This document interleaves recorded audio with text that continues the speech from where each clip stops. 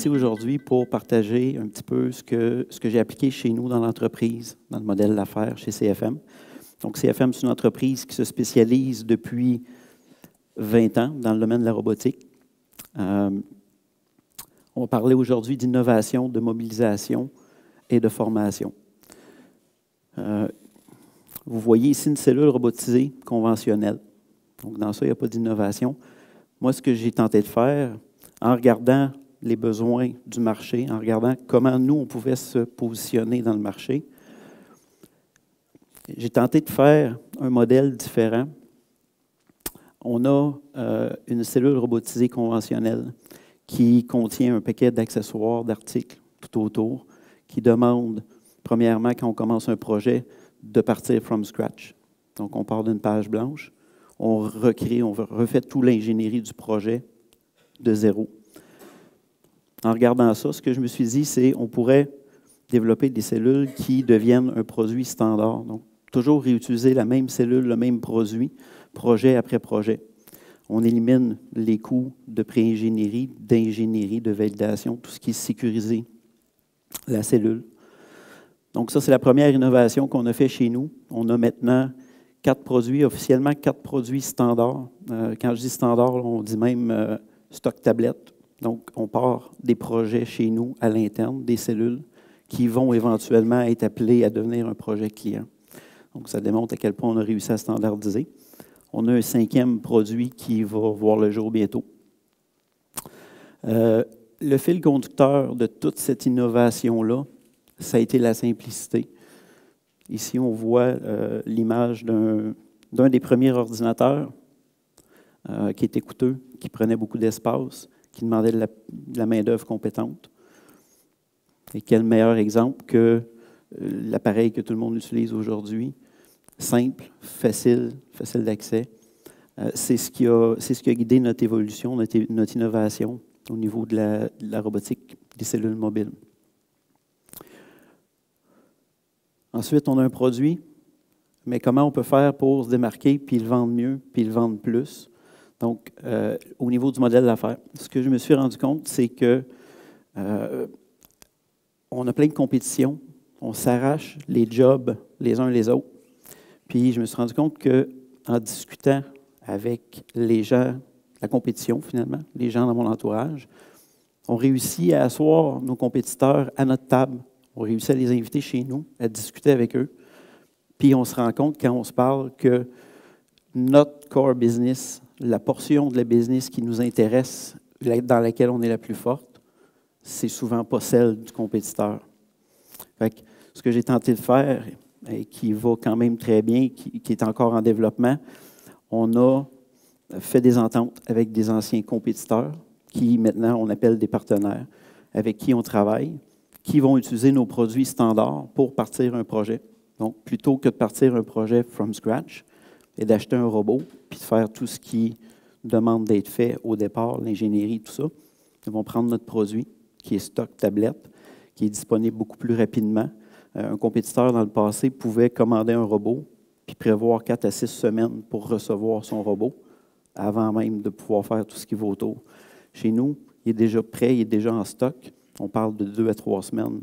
Le partenaire compétiteur peut recevoir sa cellule puis commencer à travailler dessus.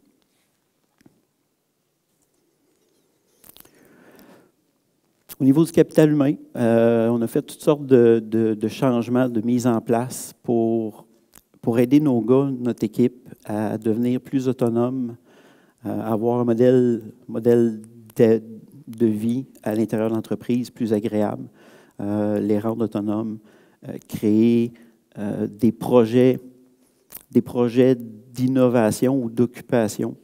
Chez nous, la main-d'œuvre, c'est des gens techniques, c'est des gens qui tripent à développer, à inventer. Puis je me rendais compte que ces gars-là partaient le soir, ils ont une job dans le day-to-day qui demande de créer, qui est quand même très exigeante. Ces gars-là partaient le soir, ils arrivaient à la maison, puis il y avait des projets de toutes sortes. Je me fais une imprimante 3D, je me programme un petit contrôleur qui fait ci, qui fait ça, je fais de la domotique à la maison.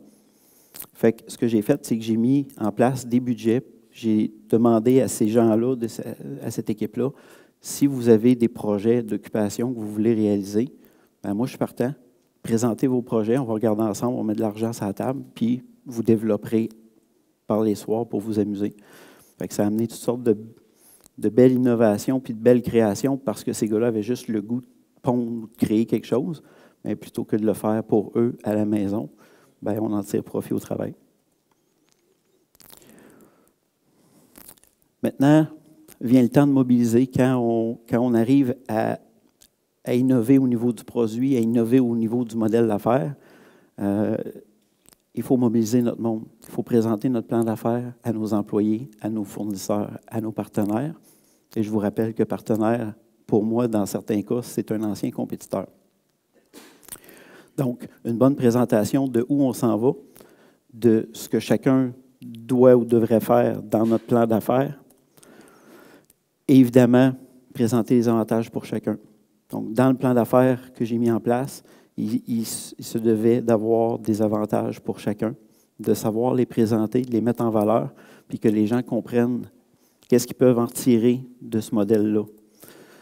Par la suite, on obtient une participation au changement. C'est assez impressionnant à quel point les gens vont s'impliquer, vont prendre possession d'une idée, ils vont aller se battre pour vous dans votre développement parce qu'ils ont pris possession d'une des idées. Troisièmement, dernièrement, la formation. Ce n'est pas dit que tous les membres de votre équipe sont équipés pour prendre ce virage-là avec vous. Donc, au niveau de la formation, c'est important d'être capable de les accompagner aussi, de leur donner les outils pour qu'ils puissent être à niveau là où vous en aurez besoin. Donc, on a donné la formation en vente avec Jacques. Jacques qui m'a coaché il y a une quinzaine d'années, quand j'étais à mes tout débuts, qui m'a mis sur le droit chemin. On a répété avec les employés. Formation 5S, formation LSO, c'est Laser Safety Officer. Donc, on a développé dans nos produits les cellules de base, différents procédés, dont la découpe laser. Donc, on a des officiers en sécurité laser, des formations robotiques. Donc, à tous les vendredis, il y a des membres de mon équipe qui suivent des webinaires. Il y a des membres de mon équipe qui vont en formation chez différents fabricants de robots pour être toujours à la fine pointe. Au niveau de la vision, donc, on fait beaucoup. La robotique, c'est bête et méchant, ça fait ce qu'on lui dit de faire. Souvent, à ça, on va vouloir ajouter une portion vision, faire de l'inspection, s'assurer qu'on ne fait pas le travail à répétition en produisant du mauvais matériel. Donc, souvent, on est appelé à ajouter, implémenter la vision dans nos systèmes. Puis, la formation au niveau des procédés. Donc, c'est assez important d'être en mesure, pas d'être un expert dans le procédé de notre client, mais on se donne le rôle d'être assez connaissant dans le procédé de notre client.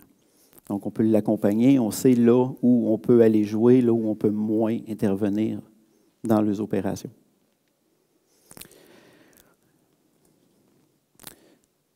Donc, ces différentes cellules, aujourd'hui, plus de 400 projets, Canada, Mexique, États-Unis, Europe, et bien d'autres à suivre, je l'espère. Sur ce, n'ayez pas peur, foncez, élevez votre entreprise. Merci.